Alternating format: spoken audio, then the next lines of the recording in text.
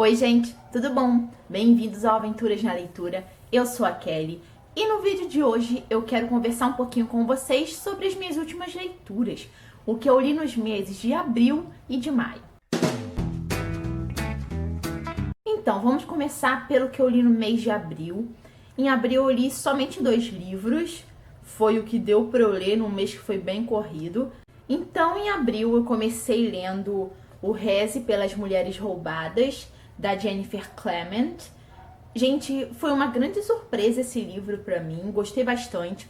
Ele vai contar a história de meninas e mulheres que precisam se passar por meninos no México, porque quem nasce menina naquela região já está prometida, né, para o tráfico.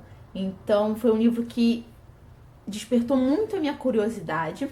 E o mais interessante desse livro é que ele é narrado, né, ele vai contar a história da Lady Di, dessa menina, e de suas amigas, que desde pequena moram nessa montanha onde só existem mulheres. Os homens, né, tinham ido tentar a vida nos Estados Unidos e nunca mais tinham voltado. Então, pelo risco que essas meninas, essas jovens correm, né, de ser levadas pelos traficantes, faz com que as mães acabem procurando estratégias de proteção para elas, como cavar buracos para elas se esconderem, cortar o cabelo bem curtinho, não pintar as unhas, enfim, N coisas que elas precisam fazer, e tudo é contado pra gente no livro. Acontecem coisas muito interessantes aqui, é uma única história. No começo eu peguei esse livro pensando que cada capítulo seria contando a história de uma pessoa, né, que não tivessem relações, não fossem conectadas, mas tem tudo a ver. Em cada capítulo a gente conhece um personagem, sim, mas todos eles estão conectados, todos eles são amigos, moram nessa mesma montanha. Super indico esse livro, é um livro que leva à reflexão, né, essa questão de reze pelas mulheres roubadas, justamente essas mulheres que foram roubadas, que foram levadas, né, o que resta fazer é somente rezar por elas, mas muitas outras ainda lutam para não serem levadas e que não levem as amigas, as filhas, as irmãs.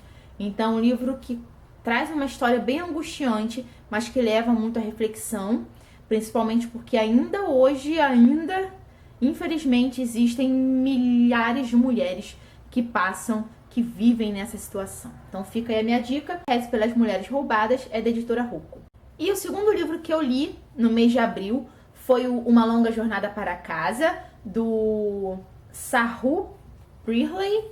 Não aprendi ainda a falar sobre o nome do autor, mas enfim. Tem vídeo sobre esse livro aqui no canal, então quem se interessar por essa história é só assistir a resenha. Esse livro aqui inspirou o filme Lion, Uma Jornada para Casa, que foi indicado ao Oscar. Inclusive, o filme já está na Netflix, eu ainda não assisti, mas eu pretendo assistir logo logo.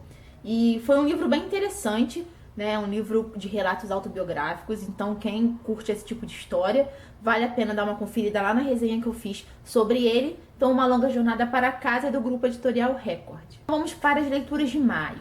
Comecei em maio, finalizando finalmente A Letra Escarlate, do Nathaniel Hawthorne, e foi uma surpresa pra mim, sim, porque quem me acompanha nas redes sociais sabe o quanto foi difícil avançar nessa leitura. A Letra Escarlate é um clássico da literatura americana que pertence ali à época do romantismo. E por que foi tão difícil avançar na leitura? Porque tem logo a primeira parte, chamada Alfândega, que você não consegue avançar porque é uma parte chata, mas depois eu descobri que não me faria falta nenhuma se eu pulasse essa parte. E o que eu fiz? Eu pulei. Depois de semanas, acho que quase um mês ou mais de um mês tentando avançar e não conseguindo, me falaram que eu poderia pular essa parte, eu pulei e deu super certo. A história é muito, muito envolvente. Então, A Letra Escarlate vai contar a história da Hester, que se envolve com o reverendo da cidade, o James Dale, e aquilo ali é um choque, né, pra ela, porque ela acaba engravidando. Isso tudo já é contado pra gente no começo, então não é spoiler nenhum, né, a história se passa nisso. Então aí a gente tem 2 problemas. Uma mulher casada, que trai o marido, comete o adultério com o reverendo da cidade. E só que ninguém sabe que o reverendo é o pai da criança, da Pearl. E o outro problema é que James Dale não assume a gravidez de Hester. E como Hester era casada, né, então ela foi classificada, a gente pode dizer assim, I don't know, mas ela foi julgada como adúltera. E por isso ela levava na sua roupa uma letra A, né? E essa letra A significava a letra A de adúltera. Então ela carregava isso a vida dela toda, carregou a vida dela toda. Teve a Pearl, teve sua filha, que conforme a gente vai estudando a obra, a gente percebe que a Pearl é a própria letra A viva, né, o fruto desse adultério. E tem características dos personagens aqui são muito fortes. Eu passei o livro todo esperando a hora em que o James Dale ia fazer alguma coisa, tomar alguma atitude, porque a Hester era julgada pelas pessoas, mas ela era um exemplo de heroína romântica, porque ajudava os outros, sempre praticava o bem, mesmo que fosse julgada, sabe? Aquele tipo de heroína romântica que a gente encontra nos livros. E eu até, nas conversas da aula de literatura, eu até falava assim, meu Deus, mas se fosse eu já teria botado a boca no trombone e falado quem era o pai da criança, enfim. Mas aí a gente volta para a época em que o livro foi escrito, né? Que naquela época isso era bem difícil, e se Hester fizesse isso, ela perderia as características da heroína romântica que o Nathaniel quis colocar aqui. Então faz todo sentido ela ser assim. Vale ressaltar que o livro foi foi publicado em 1850, século XIX, mas a história se passava no século XVII, ou seja, numa sociedade puritana, na sociedade puritana dos Estados Unidos. E aí é que o próprio autor vem com certos questionamentos, certa crítica a essa sociedade puritana. E, gente, sensacional. Quem quiser ler a Letra Escarlate, é só pular a Alfândega que você vai se encantar. Não deixa de ler a Alfândega, deixa para ler a Alfândega no final de tudo. Quando você acabar o livro, você volta lá na Alfândega, tá? Mas vale super a pena. Logo depois, eu li esse livro aqui, que foi uma surpresa pra mim, que é O Fazedor de Velhos, do Rodrigo Lacerda, que eu recebi da Companhia das Letras. E, gente, eu já falei desse livro aqui no canal, na resenha. Eu falei nas minhas redes sociais. Inclusive, tá rolando sorteio desse livro. Quem quiser concorrer, é só dar uma olhadinha lá no vídeo do sorteio. E por que eu gostei tanto desse livro? Porque eu me senti muito próxima do personagem, e há muito tempo isso não acontecia comigo em histórias, em livros. É um personagem que fez história, estava fazendo história, mas ele era apaixonado pela literatura.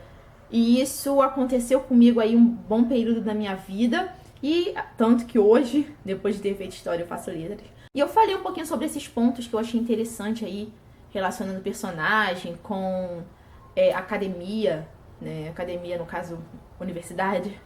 Mas eu gostei muito. Assistam lá a resenha, porque vale muito a pena conhecer esse livro. Pra mim foi uma grande surpresa, uma grata surpresa. Ainda em maio, eu li Amizade é Também Amor, do Carpinejar, do Fabrício Carpinejar. Foi meu primeiro contato com o Carpinejar, eu sempre quis muito ler algo dele. E eu li, então, esse daqui, que é o novo livro de crônicas. Aqui são mais de 100 crônicas sobre amizade, sobre o amor. E eu gostei muito.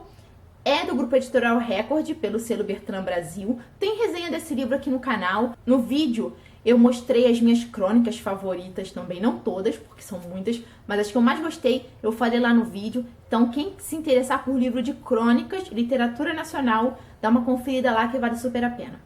E por último, no mês de maio, eu li Daisy Miller, do Henry James, para aula de literatura americana. A gente estava trabalhando realismo, então... E foi uma grande surpresa, eu nunca tinha lido nada do Henry James, foi meu primeiro contato. Uma coisa que me incomodou muito é que não tem nenhuma edição traduzida de Daisy Miller. Por mais que seja uma novela, né, tenha acho que menos de 100 páginas ou 100 páginas, algo do tipo, a gente não encontra Daisy Miller em português. Como assim? E é um dos livros mais comentados do Henry James lá fora. E eu senti falta disso, né? Por mais que eu tenha conseguido ler em inglês, faltou aquilo do português. Sempre que eu li um livro em inglês, eu gosto de ler em português pra ver se eu realmente entendi, sabe?